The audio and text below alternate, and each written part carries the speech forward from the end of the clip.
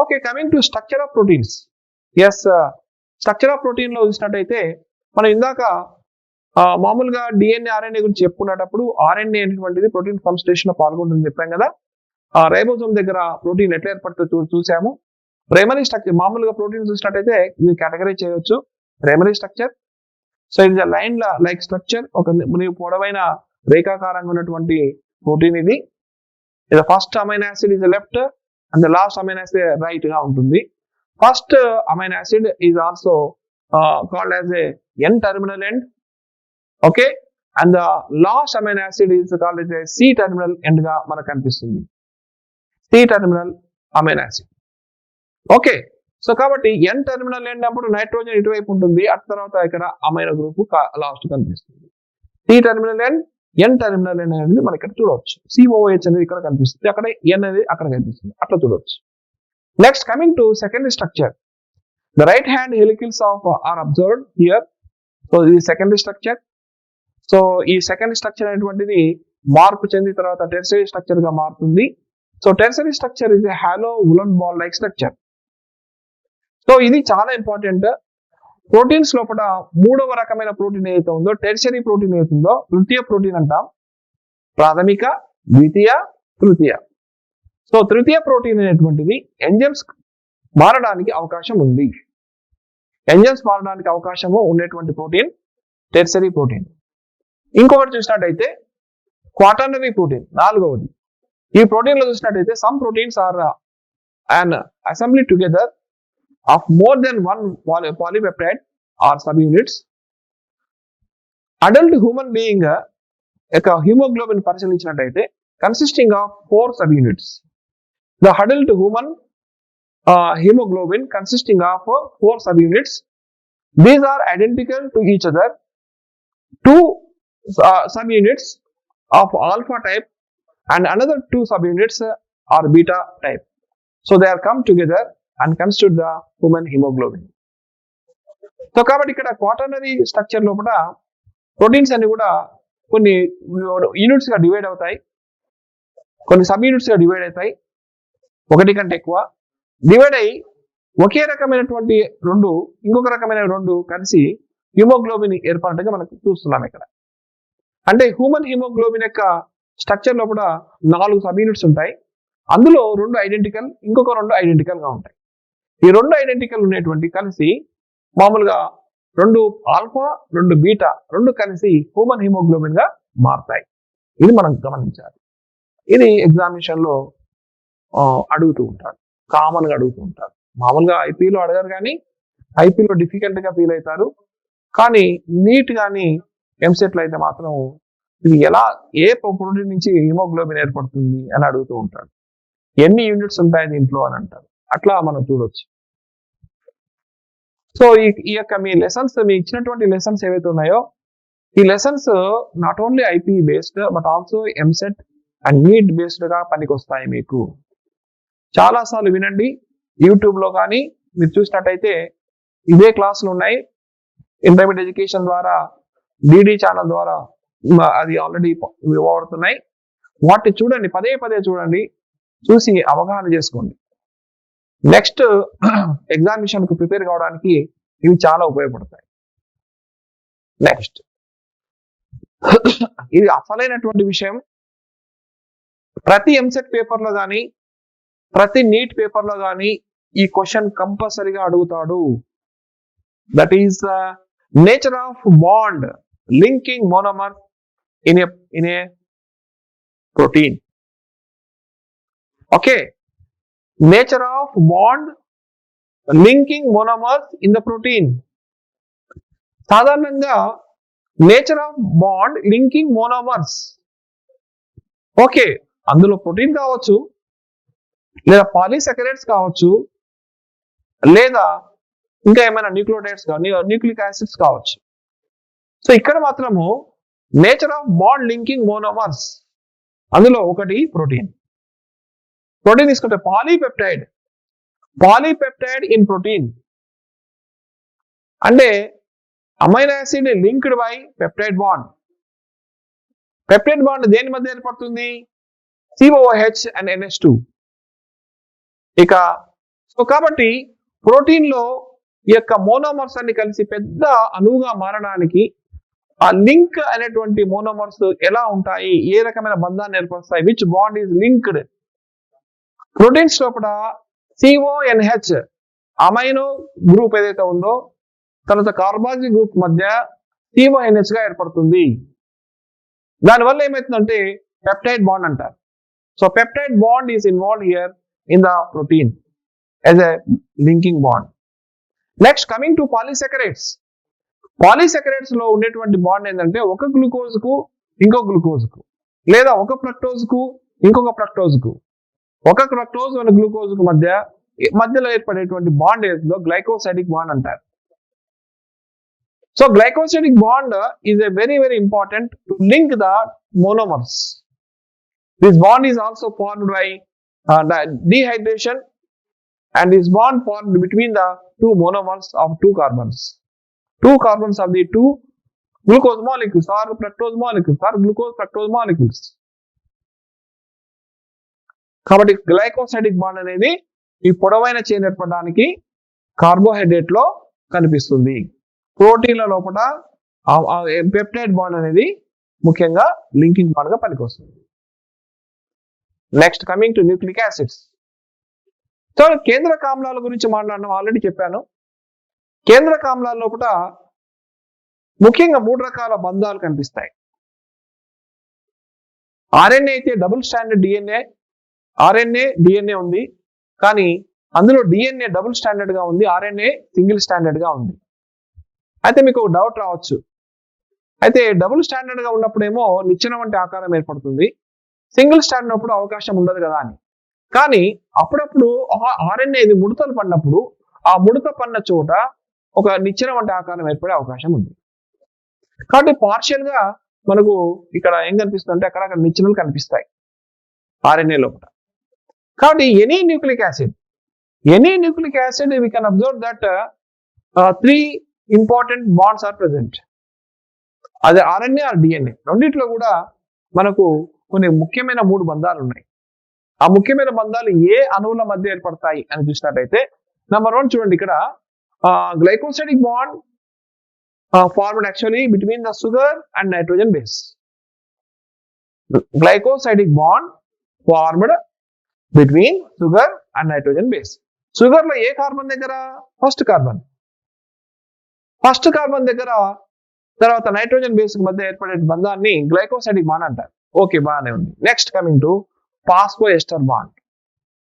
ఫాస్ఫోఎస్టర్ bond అనేది ముఖ్యంగా phosphoester bond between the sugar and the phosphate group. Sugar and phosphate group. Sugar లో ఏ carbon దగ్గర? ఒక షుగర్ యొక్క థర్డ్ కార్బన్ దగ్గర ఫాస్ఫేట్ కు, అదే ఫాస్ఫేట్ ఇంకొక వైపు నుంచి ఇంకొక షుగర్ యొక్క 5వ కార్బన్ తో అటాచ్ అవుతుంది. సో ఒక షుగర్ కు ఇంకొక షుగర్ కు మధ్య ఫాస్ఫేట్ సముదాయం ఉంది. ఈ ఫాస్ఫేట్ సముదాయము 2 ఎస్టర్ బంధాలను ఏర్పరుస్తుంది. ఫస్ట్ పైన ఉన్నటువంటి 5 కార్బన్ల గల షుగర్ కు 3వ కార్బన్ దగ్గర అతికి ఉంటుంది, 3వ కార్బన్ ఫాస్ఫేట్ సముదాయం. ఓకే, అదే విధంగా అదే ఫాస్ఫేట్ మామూలుగా ఆక్సిజన్ తో మళ్ళీ ఇటు వైపు ఇంకో కార్బన్ తో 5వ కార్బన్ తో బంధించబడుతుంది. అంటే ఒక షుగర్ యొక్క 3వ కార్బన్ ఇంకొక షుగర్ యొక్క 5వ కార్బన్ కు మధ్య ఫాస్ఫేట్ సముదాయం బంధించబడుతుంది. ఏ బంధంతో? ఫాస్ఫోడైఎస్టర్ బంధంతో ఏర్పడుతుంది. So phosphodiester bond is formed between the 2 sugar molecules, pentose sugar molecules in the DNA and RNA. RNA లోపల 2 పెంటోస్ షుగర్ల మధ్య 2 ఫాస్ఫోడైఎస్టర్ బాండ్ ఏర్పడి ఆ యొక్క అణువును పొడవైన అణువుగా మారుస్తాయి, 2 పోచలుగా ఏర్పాటు చేస్తాయి డిఎన్ఏలో. అది RNA అయితే 1 పోచగా ఏర్పాటు చేస్తాయి. ఇక బాగానే ఉంది. ఇక మూడవది ఏంది? Week hydrogen bonds. Week hydrogen bonds between the 2 nitrogen bases. So weak hydrogen bonds అంటే మామూలుగా ఈ నిచ్చెన ఉంది కదా, నిచ్చెన ఉన్నప్పుడు ఇటువైపులా మనం చూసినట్టయితే ATGC ఇది డిఎన్ఏలో. అలా కాకుండా RNA అయితే AUGC. సో 2 నైట్రోజన్ సంయోగ క్షారాల మధ్య ఏర్పడే బంధాన్ని ఇక్కడ వీక్ హైడ్రోజన్ బాండ్స్ అంటారు. ఎగ్జామినేషన్ అడుగుతూ ఉంటాడు, కేంద్రక ఆమ్లం లోపల ఉండే బంధాలు ఏవి? కేంద్రకంలో ఉన్న బంధాలు glycosidic bond, phosphodiester bond, weak hydrogen bonds. ఏ అణువుల మధ్య ఏర్పడతాయి? షుగర్ కు నైట్రోజన్ బేస్ మధ్య ఏర్పడేది గ్లైకోసైడిక్ బాండ్. 2 పెంటోస్ షుగర్ల మధ్య ఏర్పడే బంధాన్ని ఫాస్ఫోడైఎస్టర్ బాండ్స్. తర్వాత 2 నత్రయ సంయోగక్షారాల మధ్య ఉన్నటువంటి బంధాన్ని వీక్ హైడ్రోజన్ బాండ్స్ అని అంటారు. ఇది మనం చూడాలి. ఇవి జాగ్రత్తగా పరిశీలిస్తే ఎగ్జామినేషన్ లో మీకు ఎన్ని మార్కులు ఉంటే అన్ని మార్కులు ఖచ్చితంగా పడతాయి. ఇది చాలా విలువైనటువంటి అంశం. ప్రతి ఎగ్జామినేషన్ లో దీని గురించి ఖచ్చితంగా అడుగుతాడు. విచ్ లింక్ బాండ్స్, ఏ రకమైన బాండ్స్ ఏర్పడితే పొడవైన శృంఖలంగా ఏర్పడుతుంది? ప్రోటీన్ ఎందుకు పొడవుగా ఉంటుంది? Because of peptide bond. ఈ పాలీసాకరైడ్స్ ఎందుకు పొడవుగా ఉంటాయి? Glycosidic bond. తర్వాత న్యూక్లిక్ యాసిడ్ లోపల ఏర్పడే ఈ పొడవైన గొలుసుగా ఉండడానికి గల కారణం ఏంటంటే ఫాస్ఫోడైఎస్టర్ బాండ్. పాలీన్యూక్లియోటైడ్ చైన్ ఏర్పడడానికి కారణం ఏమిటి అంటే ఫాస్ఫోడైఎస్టర్ బాండ్. ఓకే, సో ఈ రకంగా న్యూక్లిక్ యాసిడ్ లో ఉన్నటువంటి బంధాలు ఇవి. ఓకే, అసలైన విషయానికి వస్తున్నాం. యాక్చువల్ గా మనము dynamic state of body constituents తీసుకున్నట్టయితే ఇక్కడ చూడండి, ముఖ్యంగా మన యొక్క శరీరం లోపల అనేక అణువులు ఉన్నాయి. ఆ అణువులన్నీ కూడా వివిధ రకాల జీవక్రియలో పాల్గొంటాయి. ప్రాథమిక జీవక్రియ ఉత్పన్నాలు ఏవైతున్నాయో డైలీ లైఫ్ లో పాల్గొంటూ ఉంటాయి. అవి మారుతూ ఉంటాయి, ఎవర్ చేంజింగ్ కెపాసిటీ కలిగి ఉంటాయి. That biomolecules have turn over అనేటువంటిది చాలా ఎక్కువగా ఉంటుంది, మారుతూ ఉంటాయి, ఎవర్ చేంజింగ్ కెపాసిటీ. ఒక ట్రాఫిక్ లో ఏ విధంగా అయితే అణువులు మామూలు బస్సులు వెహికల్ అని పోతూ ఉంటాయో ట్రాఫిక్ లో, అదే విధంగా మాలిక్యూల్స్ కూడా రకరకాల వేలో అవి ఇన్వాల్వ్ అవుతూ మార్పు చెందిపోతూ ఉంటాయి. దాన్ని మనకు జీవక్రియ అంటాం. జీవక్రియలు అనేక రకాలు కనిపిస్తాయి. సైక్లిక్ గా ఉన్నటువంటి జీవక్రియలు ఉండవచ్చు, లేదా రేఖాకార జీవక్రియలు కూడా కనిపిస్తాయి. Metabolic pathway, it may be linear, it may be branched, it may be cyclic. So మన శరీరంలో కూడా అణువుల యొక్క కదలిక అనేది చాలా విచిత్రంగా ఉంటుంది. ఒక పెద్ద సిటీలో అర్ధరాత్రి అప్పుడు మనం పైన ఉండి చూసినప్పుడు వెహికల్స్ అన్ని ఏ రకంగా వెళ్తూ ఉంటాయి, ఏ వైపుకి వెళ్తూ ఉంటాయో లైట్లు వేసుకొని మనం చూసి ఎట్లా అనిపిస్తుందో, ఎంత అందంగా అనిపిస్తుందో, అదే విధంగా మన శరీరం లోపల ఉన్న అణువులు కూడా అదే విధంగా ప్రయాణం చేస్తాయి. Different ways, automatic traffic. This metabolic flow is called dynamic state of body constituents. మన శరీరంలో ఇప్పుడు ఆహార పదార్థం తీసుకున్న తర్వాత అది జీర్ణమై అది ఎక్కడికి ప్రసారం అవుతుందో మనకు అర్థం కాదు, అది ప్రసారం అవుతూనే ఉంటుంది, అది వెళ్తూ రవాణా చెందుతూనే ఉంటుంది. రవాణా చెందించబడి అక్కడ ఎనర్జీని క్రియేట్ చేస్తుంది. సో మన శరీరం లోపల అనేక రకాల అణువుల సింథసిస్ కూడా జరుగుతుంది. మనం తీసుకున్న రా మెటీరియల్ వల్ల అనేక సింథసిస్ కూడా, సంశ్లేషణ జరుగుతాయి, అనేక రకాల విచ్ఛిన్న క్రియలు జరుగుతాయి. anabolic and catabolic reactions are takes place in our body. ప్రోటీన్లు ఏర్పడడం అనే అంశం ఏదైతే ఉందో అది మామూలుగా ఎనబాలిజం గా మనం చూస్తాం, అంటే సంశ్లేషణ. అవి విడగొట్టబడితే అదేమవుతుంది, విశ్లేషణ అవుతుంది. Catabolic reactions, energy production. So మన శరీరం లోపల మైటోకాండ్రియా ఏదైతే ఉందో కావలసిన శక్తిని అందిస్తుంది. ఎలా అందిస్తుంది? మనం తీసుకున్నటువంటి రా మెటీరియల్ ద్వారా. తీసుకున్నటువంటి ఆహార పదార్థాలు ఏవైతే ఉన్నాయో ఆ ఆహార పదార్థాలు మామూలుగా పిండి పదార్థాలు, మాంసకృతులు, క్రొవ్వులు. పిండి పదార్థాలు అయితే ఇమీడియట్ గా ఎనర్జీని ఇస్తాయి. ప్రోటీన్లు కూడా మనం తీసుకున్నటువంటి మాంసకృతులు ప్రోటీన్ గా ఉంటాయి, అవి అమైనామ్లంగా విడగొట్టబడతాయి. అమైనామ్లాలు తిరిగి మళ్ళీ ఎక్కడో చోట మామూలుగా శ్వాసక్రియలో పాల్గొంటాయి. అదేవిధంగా లిపిడ్స్ కూడా అంతే, ఫ్యాటీ ఆమ్లాలుగా మారుతాయి. ఈ ఫ్యాటీ ఆమ్లాలు కూడా ఎక్కడో చోట మామూలుగా జరిగేటటువంటి కణ శ్వాసక్రియలో పాల్గొని మనకు శక్తిని అందిస్తాయి. దీన్ని మనము యాంబిబోలిక్ పాత్వే అంటాం. ఈ యాంబిబోలిక్ పాత్వే ద్వారా అన్ని అణువులు ఇన్వాల్వ్ అయ్యి శక్తిని అందిస్తాయి.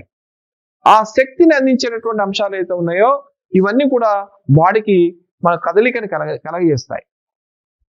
మన బాడీ ఎప్పుడు కూడా చూడడానికి స్టేబుల్ గా ఉన్నట్టు ఉంటుంది, కానీ అది స్టేబుల్ కాదు.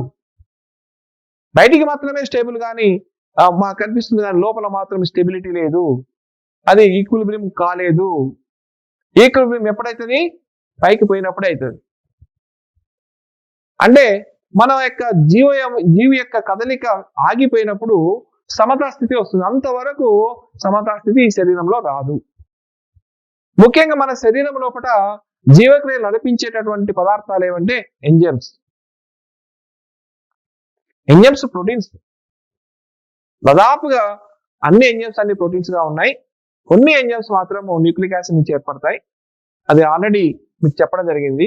అయితే విషయం ఏంటంటే రైబోజైమ్ అనేటువంటి ఎంజైమ్ మాత్రము ప్రోటీన్ నుంచి ఏర్పడదు, అది న్యూక్లిక్ ఆమ్లం నుంచి ఏర్పడుతుంది. 23S rRNA in prokaryotes and 28S rRNA నుండి యూకారియోట్స్ లోపల రైబోజైమ్ అనే ఎంజైమ్ ఏర్పడుతుంది. అంటే మనం ఒక స్టేట్మెంట్ ఇవ్వచ్చు, all enzymes are proteins. All proteins are not enzymes, but except ribozyme enzyme not deriving from the protein, it is deriving from nucleic acids. Okay, so ఈ enzymes వల్ల chemical reactions జరుగుతాయి. ఈ chemical reactions catalytic reactions కావచ్చు, anabolic reactions కావచ్చు. ఇవన్నీ కూడా బాడీని ఎప్పుడు ఎనర్జెటిక్ గా చేయడానికి పనికొస్తాయి. కాబట్టి మన శరీరం లోపల ఇన్పుట్ సరిగా ఉన్నట్లయితే, మనం తీసుకునే ఆహార పదార్థాలు సరిగా ఉన్నట్లయితే మన బాడీ బాగా ఎదుగుతుంది. ఓకే, కాబట్టి మంచి పోషణ తీసుకున్నట్లయితే డెవలప్మెంట్ అనేది బాగా అద్భుతంగా కనిపిస్తుంది. So metabolic basis of living. Metabolic basis of living చూసినట్టయితే చూడండి, ఇక్కడ అనబాలిజం, కెటబాలిజం అనేటువంటివి సాధారణంగా మనం చూస్తున్నాం. ఇందాక చెప్పాను, సంశ్లేషణ అంటే అణువులను కలిపేటటువంటి చర్యలు ఉంటాయి.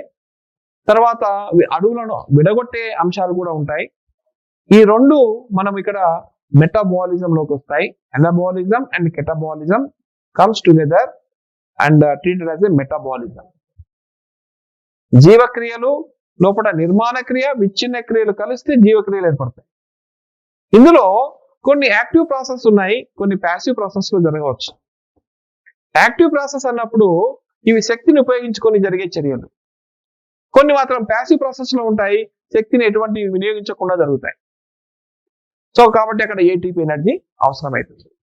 యాక్టివ్ ప్రాసెస్ జరిగేటప్పుడు ఏటీపీ అవసరమవుతుంది. కాబట్టి ఏటీపీ లేకపోతే మనము మన యొక్క శరీరంలో శక్తి ఉత్పన్నం కాదు. ఓకే, కాబట్టి just metabolic basis of living తీసుకున్నట్టయితే ఇవన్నీ జరగాలి. ఇవి మామూలుగా నిర్జీవ పదార్థములు ఇవన్నీ జరుగుతాయా? Can observe in the non living matter? Not happen. అలా జరగడానికి అవకాశం లేదు. But only we can observe in the living organisms. In the living organisms, different molecules are present. Some of the molecules are involved in the catalytic reaction, that is enzymes. The enzymes are converts the substrate molecule into products. That product again involving in the another reaction. So that number of chain of reactions are takes place. Ultimately, the end product will be formed. That end product again involved in the another reaction. So that is a cyclic pathway or linear pathway or branching pathways are present in our body. So the living state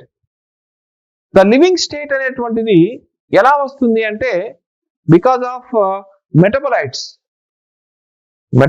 biomolecules concentration. మన శరీరంలో ఉన్నటువంటి metabolites, మన శరీరం నుండి biomolecules యొక్క concentration బట్టి living state వస్తుందండి. మన శరీరం లోపల ఏవైనా మెటబోలైట్స్ తగ్గిపోయినాయి అనుకోండి, దాన్ని సప్లిమెంట్ గా తీసుకోవాలి. ఎప్పుడు మనం తీసుకునే పదార్థం లోపల మెటబోలైట్స్ కంపల్సరీగా ఉండాలి, ఖనిజ పోషకాలు ఉండాలి. ఖనిజ మూలకాలు మన శరీరంలోకి పోయినప్పుడే మన శరీరం యాక్టివ్ గా తయారవుతుంది. అది మనం చూడొచ్చు. సో ఈ నార్మల్ హెల్దీ ఇండివిజువల్, ఓకే, చూసినట్టయితే చూడండి, సాధారణంగా ఇలా నార్మల్ హెల్దీ ఇండివిజువల్ లో చూసినట్టయితే ఇక్కడ చూడండి హార్మోన్స్ కానీ సాధారణంగా మామూలుగా మినరల్స్ తీసుకున్నట్టయితే చూడండి 4.5 నుంచి 5 మైక్రో మిల్లీమీటర్స్ గా మనం చూస్తాం. కానీ హార్మోన్స్ నానోమీటర్స్ లో చూస్తాం. All living organisms exist in the steady state characteristic. Study state గా ఉంటాయి. Steady state characteristic by concentration of each of these molecules and metabolites. Metabolites యొక్క ప్రవాహము, ఫ్లక్స్ అంటాము, ప్రవాహం అంటాము. ఈ యొక్క ప్రవాహం మెటబలైటిక్ ప్రవాహము అంటే ఖనిజ పోషకాల యొక్క రవాణా, బయోమాలిక్యూల్స్ యొక్క రవాణా మన శరీరంలో జరుగుతున్నంతసేపు మనకి ఏమొస్తుందండి? స్టడీ స్టేట్ క్యారెక్టరిస్టిక్ వస్తుంది. స్టడీ స్టేట్ గా ఉన్నట్టు కనిపిస్తాం. మనం చూడడానికి ఎట్లా ఉన్నామండి? హ్యాపీగా ఉన్నట్టు కనిపిస్తుంది. కానీ మన శరీరం యాక్టివ్గా లేదు. మన శరీరము ఎవర్ చేంజింగ్ కెపాసిటీ కలిగి ఉంది. ఫ్రమ్ బర్త్ టు డెత్ వరకు కంటిన్యూ ప్రాసెస్ లోపల ఎవర్ చేంజింగ్ కెపాసిటీ. అది ఈక్విలిబ్రియం ఎప్పుడు వస్తుంది? The equilibrium, hence it living state is a non equilibrium steady state to be able to perform work. Okay, సమతా స్థితి అనేటువంటిది మనకు సమతా స్థితి అన్నట్టుగా కనిపిస్తుంది కానీ equilibrium, hence the living state is a non equilibrium state. Living state ఏదైతే ఉందో అది నాన్ ఈక్విలిబ్రియం ఉన్నటువంటి స్టడీ స్టేట్ గా ఉంది. మనం నివసిస్తున్నటువంటిది ఈక్విలిబ్రియం కాదు, నాన్ ఈక్విలిబ్రియం స్టేట్. సో ఈ non equilibrium steady state to be able to perform work. అది వర్క్ చేస్తుంది, వర్క్ చేయగలిగే కెపాసిటీ ఉంటుంది. మన శరీరం మనం పని చేస్తున్నామంటే because of non equilibrium steady state to able to perform work. Okay, right. Next, metabolism provides A mechanism for the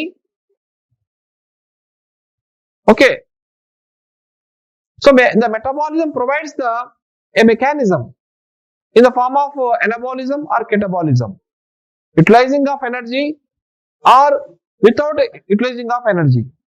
ఇవన్నీ కూడా కలిస్తే ఏమవుతుందంటే ఆ యొక్క బాడీ మారుతూ ఉంటుంది. ఆ మారేటటువంటి స్టేటే మనం non equilibrium steady state.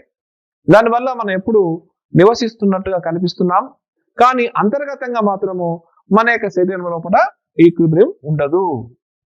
Equilibrium లేని స్థితే జీవస్థితి. ఈక్విలిబ్రియం ఉన్నటువంటి స్థితి నిర్జీవ స్థితి. శరీరములో కదలిక లేదు అంటే అది నిర్జీవ స్థితికి కారణం అవుతుంది. కదలిక ఉంది అంటే నాన్ ఈక్విలిబ్రియం స్టడీ స్టేట్ ఉన్నది అర్థం. దానివల్ల మనం అనేక పనులు చేయగలుగుతున్నాం. So what is living, what is non living అని చెప్పడానికి ఇది సరైనటువంటి ఆన్సర్. Right, okay. సో కాబట్టి ఈ యొక్క విషయాలు మీరు ఆల్రెడీ చూశారు. దీని ప్రకారంగా నెక్స్ట్ టాపిక్ లోకి వెళ్తున్నాం.